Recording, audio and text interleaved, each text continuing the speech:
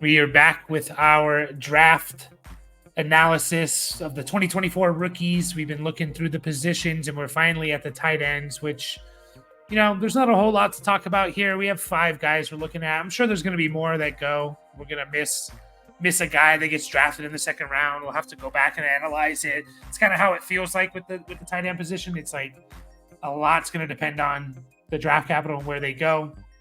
Dad, overall impression of these tight ends? You think it's just very top heavy? Well, yeah, it is. It's funny. We started this last year, so this is our second year.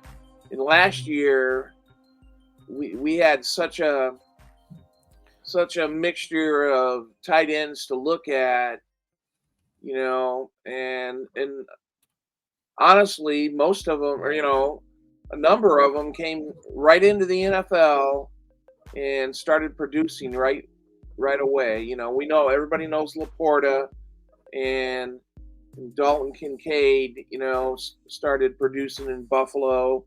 There's a rumor that Diggs may be out of Buffalo, so that means Kincaid would be the man. I think Michael Mayer in Vegas started showing up. I think Luke Musgrave in Green Bay. So Tucker that's Kraft. What's that? Tucker Kraft as well after Musgrave got hurt. Yeah. So this year, I'm sorry, we don't have. It's not like that. So no, definitely not. I mean, just going back and looking, there were 1, 2, 3, 4, 6 tight ends taken in the first and second round. 1 in the first round, 5 in the second, and then 3 more in the third round. So wow. I'd be surprised if we get more than 3 in the first 3 rounds. I could be mistaken there. Obviously, tight ends are a tough position because what they do in the block is in the blocking game, right? In the run blocking and pass blocking, definitely impacts where they go. There's a couple guys. Brenton Strange went to the Jacksonville Jaguars, and we didn't really expect that in the second round. And so, Cameron Latu for the 49ers in the third round. So, maybe I'm wrong there. I would be surprised if there were more than 2 in the first 2 rounds, though. So, obviously, it's headlined by probably the best prospect that people have seen in forever since people really started paying attention in Brock Bowers. I've heard people say, like, if he could have come out as a rookie, he would have been a first round pick. Now he's rumored potentially as a top 5, 10 pick. There's not a lot we can say to convince you anything about Brock Bowers. Dad, you were saying that he looked like someone pretty good in the NFL, right? Yeah, and I hate to say this, and now it's going to be recorded, but holy crap, he looked. I'll just say, I'll make it a little smoother, I guess. Georgia used him like Kansas City uses Travis Kelce. Mm-hmm. And I don't want to say this is a Kelce clone, but when I say that, they're lining this guy up in every position on the field, just about, including a running back, and handing the ball to him. And of course, he's a traditional tight end. And, if you look at some of his video, he does block. Yes. Is he going to be a great blocker? Is he going to be asked to block? Well, everybody's asked to block. But, he's in the slot. He's out wide. They're getting the ball to him, deep and intermediate. They're, on short passes and stuff like that. So this guy's the real deal. Whoever drafts him, is going to get somebody very good. Yeah. And we'll see what. Yeah, go ahead. He had an injury problem last year with an ankle. So, and I don't know if they had their pro day already. I thought I seen Georgia had their pro day, and he didn't even work out at the pro day.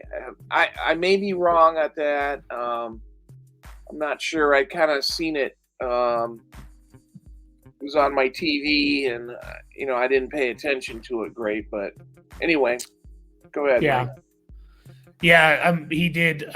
They did have the pro day, and he explains that injury that forced him to miss Georgia's pro day. So he has future workout plans. So Okay. I guess that's the one concern. What is the injury and stuff like that? But other than that, it's yeah. So let me ask you this before we move on. Let's say in a super flex dynasty rookie draft, let's say 4 quarterbacks go in the top 15. So Caleb, Jaden Daniels, Drake May, and JJ McCarthy in whatever order. Let's say 4 receivers go. Marvin Harrison Jr., Malik Neighbors, Roma Dunze, and let's say Brian Thomas all go in the top 15. And Brock Bowers, which is kind of crazy. 9 of the 15 picks are receivers, quarterbacks, and tight ends. Let's say that happens in a non-tight end premium. Is Brock Bowers at the end of that after Brian Thomas in the Dunze? Or is he ahead of those guys? Like, where do you take him in that 1 through 9? In a rookie dynasty draft? I'll tell you just draft, yeah.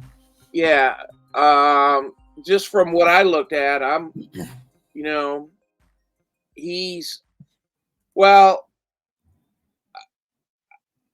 think he's after the receivers, and we're talking about the 3 big boys of Marvin Harrison, Adunze, and Malik Neighbors. So then, but he's, I always think I try to simplify fantasy. It's all about points. We need points. You need points to win. You need guys producing points. To me, this guy is going to be a point producer. So, hopefully he ends up in the right situation. I say that almost every video that we do.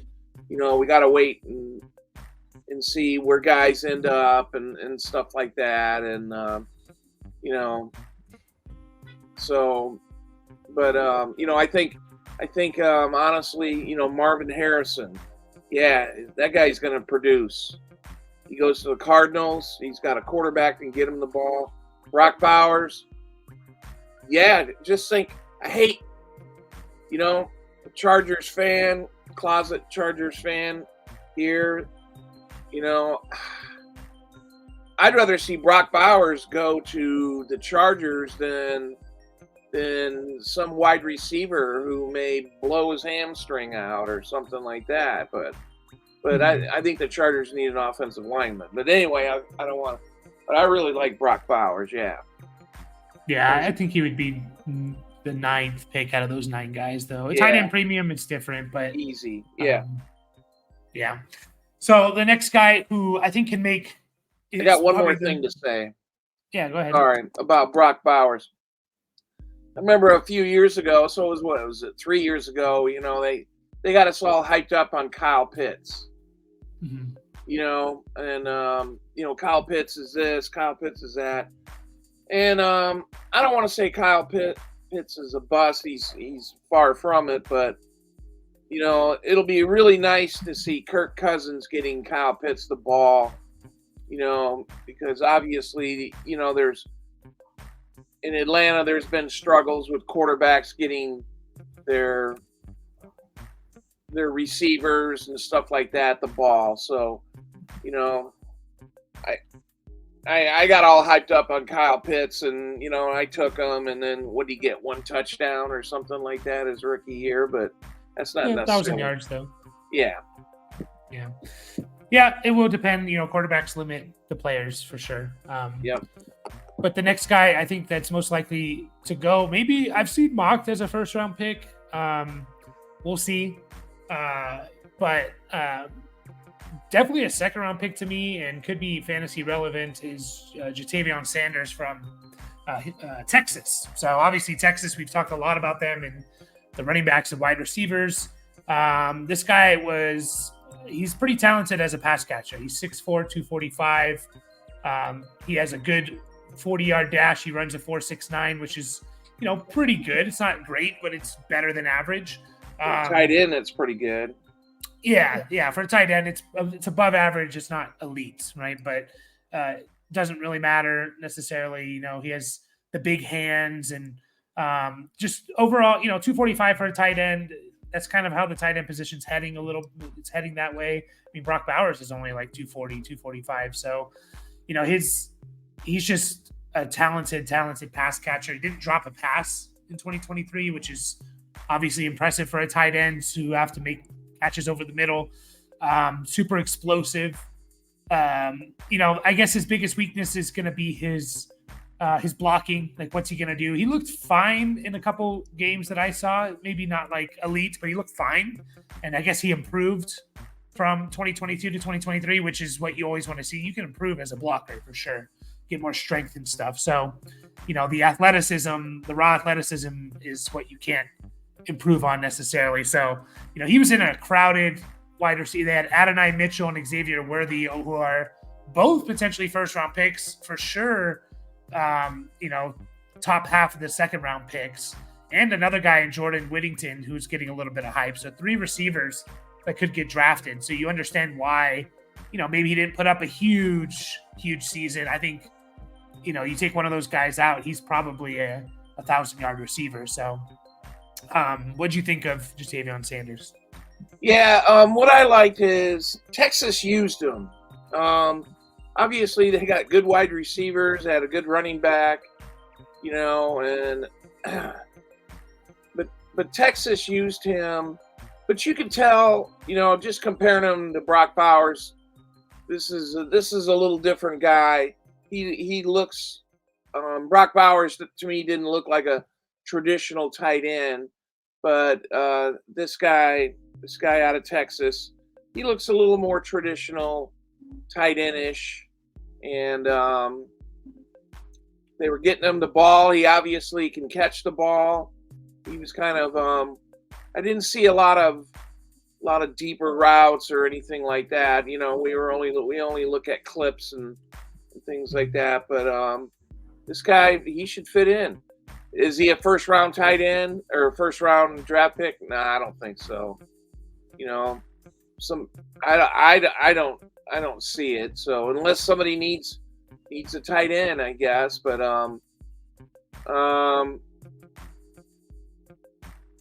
yeah, good-looking player.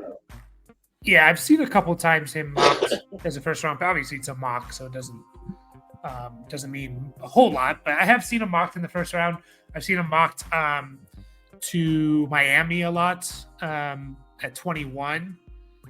They did get Jonnu Smith, so does that change how they feel? But I would love that, a third option on Miami tight end. But, we'll see. I think this guy's going to be awesome, and if he gets to the right spot, I'm going to really like him, potentially as a value pick in the second round or something. Or, according to Mock Draft Database, which again kind of compiles everything, his overall spot is 55th overall. His most common projection is 49th overall to the Bengals, which would be great. So yeah, that would be a pretty good fit. So yeah. Yep. Yeah, I like him, and I definitely don't see him falling out of the second round. So after this, it gets a little, tough to know we really need to see what's gonna happen in the draft. According to Mock Draft Database, the next guy on the list is Cade Stover out of Ohio State. He seems like he could be. He was a linebacker, by the way. He came in as a linebacker, transitioned to tight end, I think, for the last 2 years at Ohio State. So you have to take that into account. But he does have some things that are intriguing. He could just be a solid, safety valve tight end. I don't know if he's ever going to be an elite tight end. He could just be like that, that 500 to 700 yards range kind of guy, which you can use maybe as a streamer. 6'4", 250. So, his route tree is pretty good, but maybe not the best route runner. Doesn't have the speed that you want to see necessarily. I think he runs a 4.65, so it's good speed. I thought he was a little bit higher. So yeah, Dad, what did you think of Cade Stover? Yeah, obviously he wasn't used as much at Ohio State. They have some pretty kick-ass wide receivers. With Marvin Harrison. I heard this guy talked about think about a year ago or something. So he's definitely he looks pretty good. I think there was a game tape versus Notre Dame. He was looking pretty good. He had a pretty good game and stuff like that. So he not sure where he fits in the mock drafts and things like that, but I think he's definitely a day two type guy. Second or third rounder maybe if for teams that need tight end. Yeah, if he's going to be able to block really well, then yeah, he'll definitely, I think, be a day two type of guy. He's just, there's nothing elite about him athletically. But at the same time, like we do see tight ends. Yeah, it just reminds me of a guy like a Pat Fryermuth or something. Not necessarily how they play, but in terms of the production they're going to give you. It's like, yeah, it's fine, for the tight end position. Yeah, so he does have good hands. I think I saw he only had 2 drops in over 100 targets over the last 2 years. So that's really nice. And again, coming from a linebacker background, you would expect him to be one of those football players that can block and has the strength to do it. So, yeah, I think he could be a solid tight end for someone like, what if he goes to the Chargers, in the 3rd round, 4th round? Then we're going to love it. So I think a lot's going to depend on the landing spot here. Ben Sinnott, I think it is what I heard, is the next guy. He's kind of a fun player. He's 6'4", 250.